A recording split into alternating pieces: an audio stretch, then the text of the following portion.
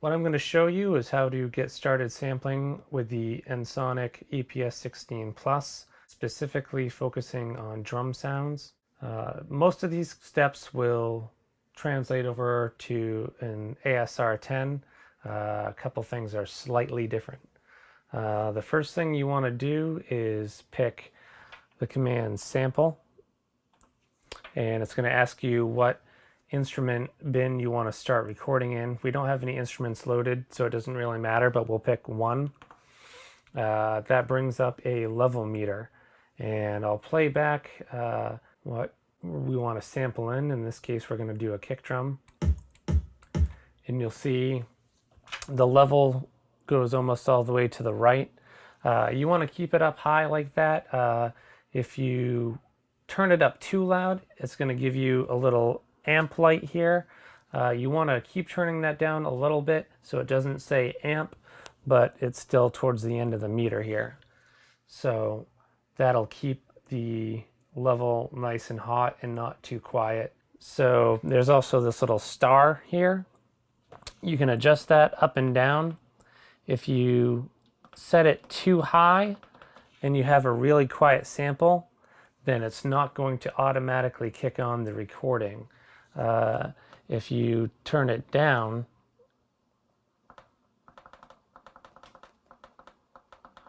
all the way, the EPS will start recording instantly and not wait for you to play anything back at all. If you turn it up to say here, if you have a little static and hiss in your playback that's pretty quiet, but then the drum sound comes in, it's going to be louder than where that star is, and it's going to start recording from there. So you want to keep it generally not all the way down, but a little ways up.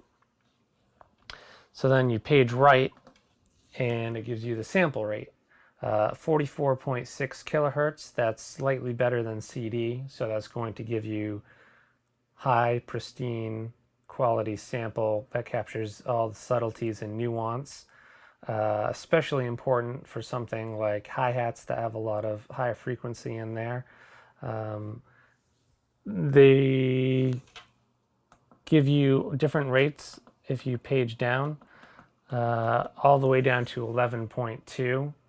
In the case of the ASR 10, it won't go that low.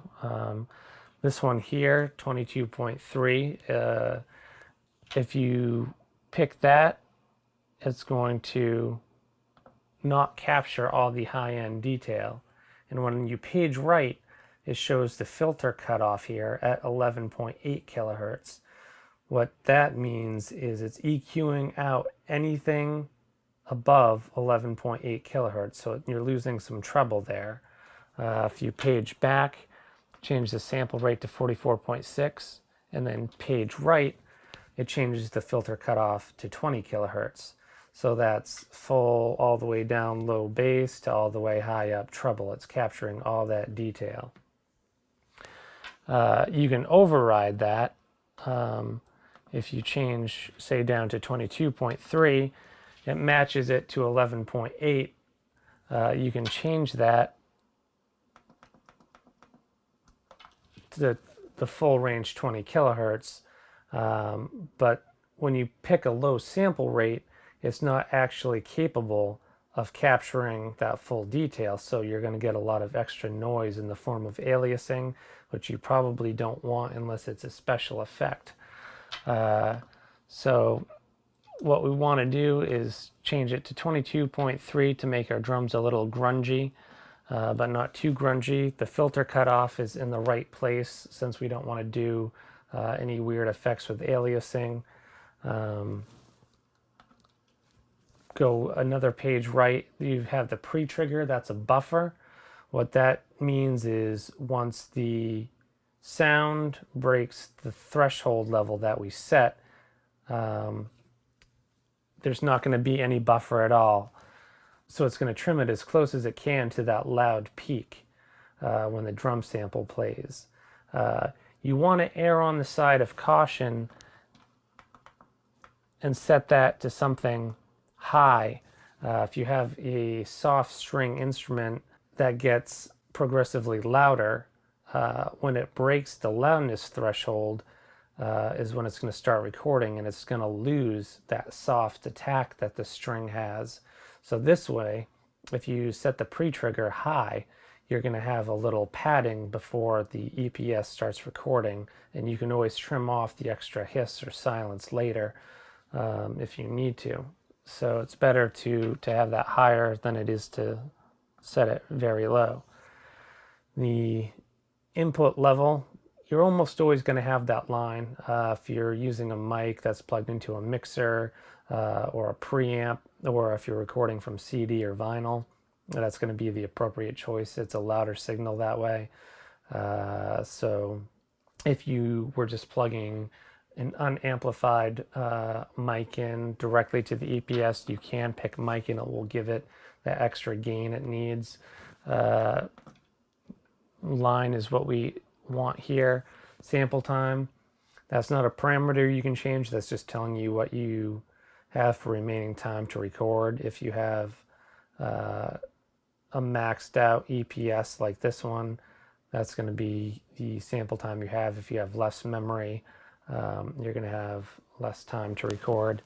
Page right, that brings us back to our level meter here, and we can double check, make sure we're not clipping. That's a good place. So we want to get started actually recording sound into the EPS. So we hit the yes or enter key here. It's waiting for us, so we hit, we play back the sound, and the kick drum's finished playing, so we hit no or the cancel button. It's asking us to play the root key, and so we'll hit whatever drum pad or key on our keyboard we want to correspond to the kick drum we just recorded in. So now it brings you to this screen that lets you pick the start and end point of the sample, configure the loop, those type of parameters. It automatically brings us there, but if we needed to get back there in the future, it's the same thing as edit wave. So in the future, if you need to go back to change these parameters, that's what you'd press, edit wave. Page right, and it's going to say sample start. What that will do is you have the fine adjustment or the coarse adjustment. You can fine adjust in single sample increments or percentage adjust, 1, 2, 3, 4, 5%, etc. If we set the sample start too high in at 5% and try to play back the sample, nothing at all happens. It's too far in. If we track back to 1% and play back the sample, it's still there. So there's some silence from 0 to 1% in there. We could adjust it in fine increments to try to get it even closer, but we'll just leave it like that for now. Page right until it says sample end. Kick drum samples aren't very long, so it's probably close to the start of what we sampled. So we'll try, say, 4%. We play that back. That's the entire sample. You trim it down to 2. It starts cutting the sample off. 3%. Yep, that's all of our kick drum, so that's good. Now that we've defined the sample start and the sample end, we want to get rid of anything else that we recorded that's not in between those 2 points. That's all just silence and junk.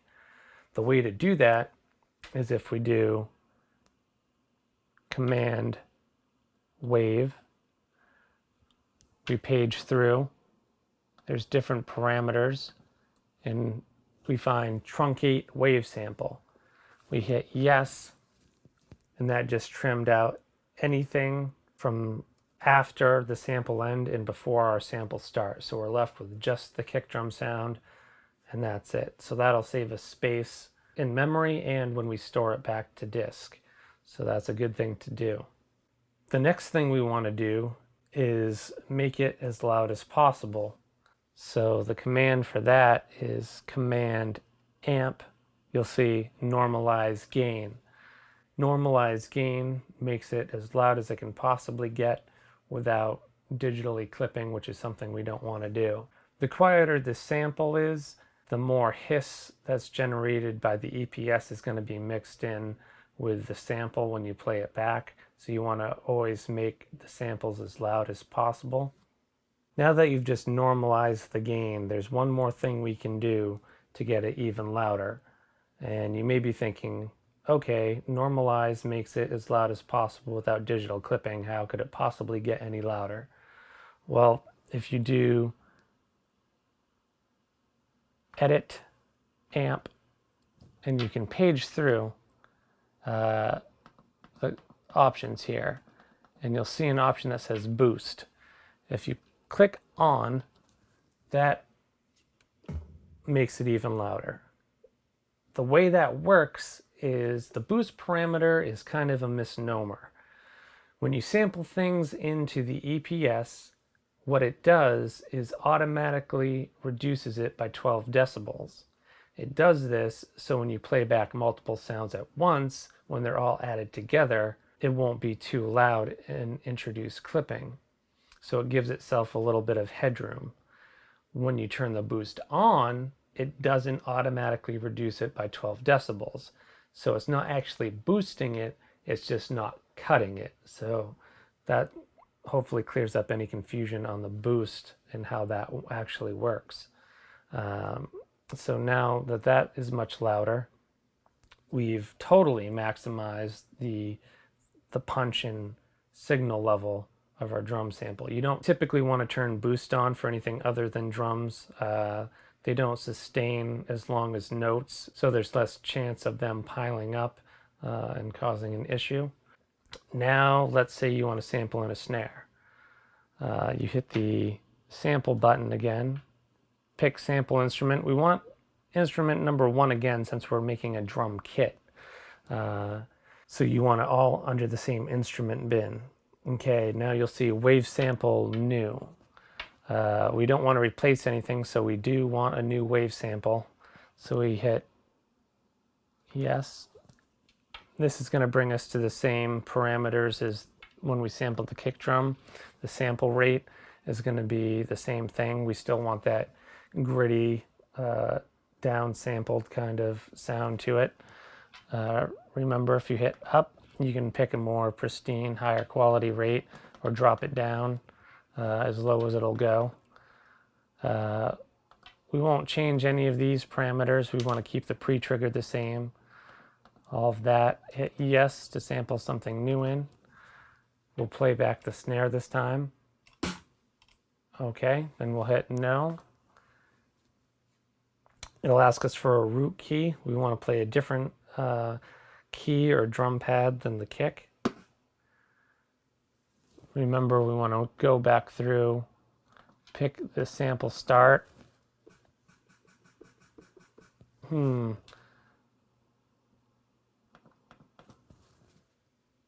Yep, we want it more in the 4 or 5% range there. That 3%, that's good. That keeps the whole thing. Gonna do probably somewhere around 8. Snares are a little longer than kicks, but not too much longer, so we'll guess around there. That keeps the full tail of the snare.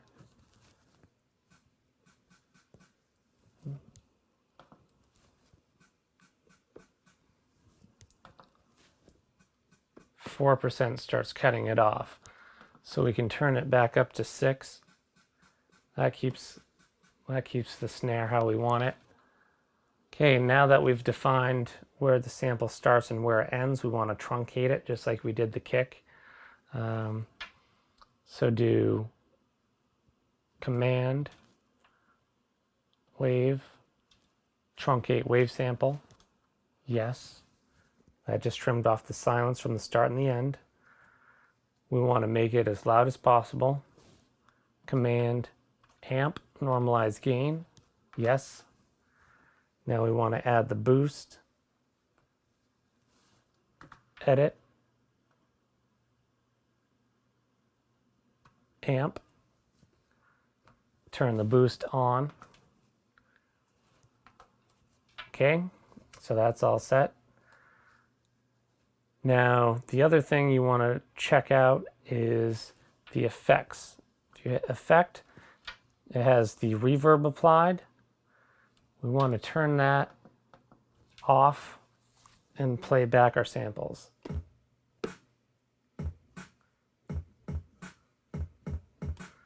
Sounds pretty much just like our original samples, slightly different due to the converters in the EPS and the sampling rate. You'll notice something if you just tap lightly on your keys. It cuts the voice off. It doesn't let it play all the way through. If you hold the keys down,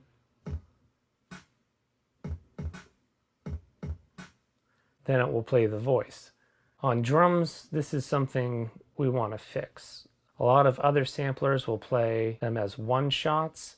This defaults to something different, where if you lift the key, it cuts the voice off when you pick your finger up off the key instead of letting it play all the way through. To change that, we want to hit Edit, and you'll see Wave Sample 2. That's just the snare. If we page up, that's Wave Sample 1. That's just the kick. If we change it to Wave Sample All, that's going to apply these changes to both the kick and the snare.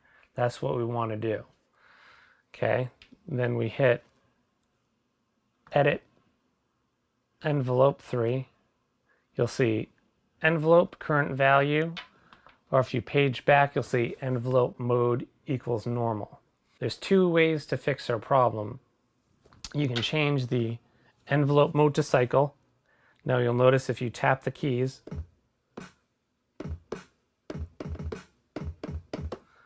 it plays them back all the way through. Change it back to normal and tap the keys.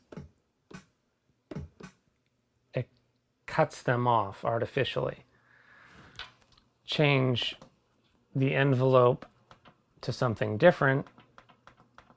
Percussion, now tap the keys, and they'll play back as one-shots the way that they're supposed to. So there's two ways to fix that. We'll put the envelope back up to the current value. Go back to envelope mode, change that to cycle. If you want to put effects back on, hit effects.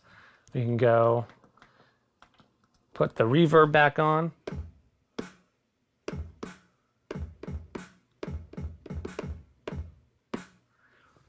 Can go through, add delays.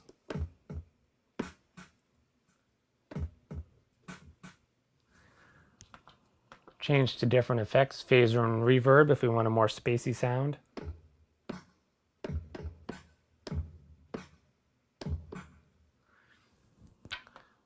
If you're mixing later, you may want to go back and turn them off entirely, add your own reverb at a later date.